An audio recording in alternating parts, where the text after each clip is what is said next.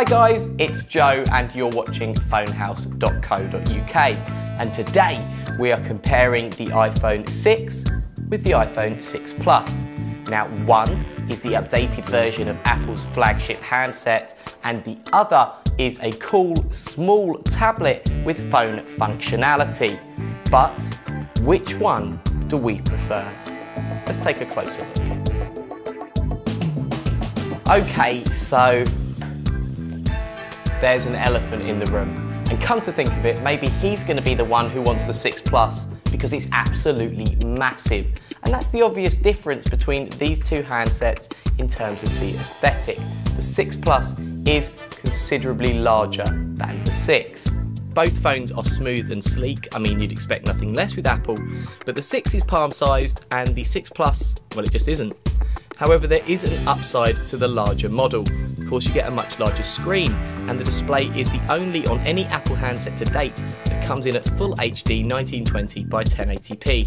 The 6, on the other hand, has a perfectly respectable 4.7-inch screen with a 1334 by 750 display, which is just over 720p. And while both phones benefit from Apple's excellent use of colour variants, for those of you who like to watch video on your mobile, that is a big disparity.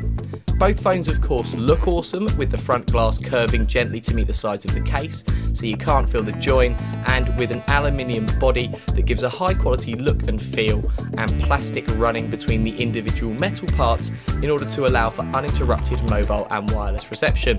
What it really comes down to is whether you want your phone to be a practical part of your everyday arsenal or a specific device used for media playback. Running performance for both handsets is equally good. Now, on the face of it, only sporting 1 gig of RAM apiece, that doesn't seem massively powerful. However, Apple's unique operating system ensures everything runs smoothly. And to be honest, it is that OS that is still an absolute market leader. So you can do stuff like view multiple applications, play games, watch video, and it will all run completely flawlessly. Apple has the new A8 in both phones, and it's a great processor. It uses a 64-bit dual-core 1.4 GHz CPU with a PowerVR GX 6450 quad-core graphics chip supported by 1 GB of RAM, as we mentioned earlier. An M8 co-processor also makes an appearance.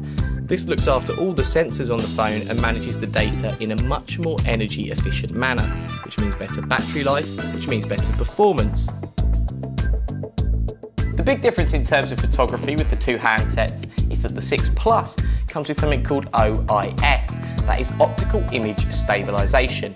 Basically what that does is that minimises all the little jerky hand movements that people naturally have, especially when holding a bigger phone like that, and actually tries to eliminate blur, giving you a much more stable and crisp image. Now, the 6 has EIS, that is electronic image stabilization, which does the same thing but just not to the same extent, meaning that with the larger screen and that OIS, really the 6 Plus is the photographer's phone. Both the 6 Plus and the 6 come with identical front-facing cameras that do all the usuals without a problem, taking selfies, video calling, and even in a lower light, Apple will not disappoint.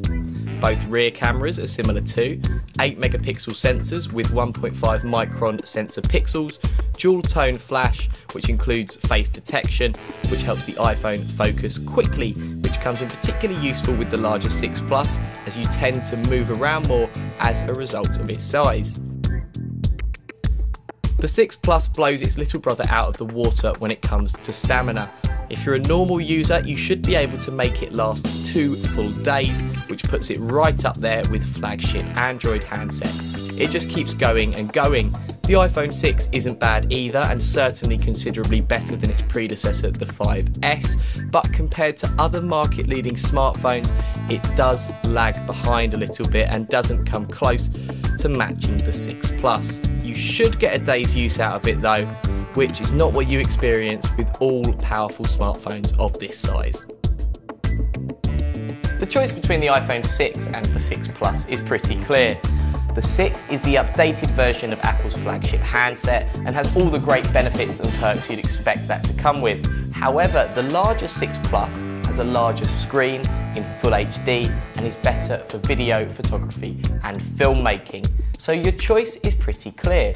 Do you want the new iPhone with everything that comes with, or do you want a small tablet that is great for video filmmaking and multimedia, but is also larger and less practical? That's the choice you're faced with when choosing between these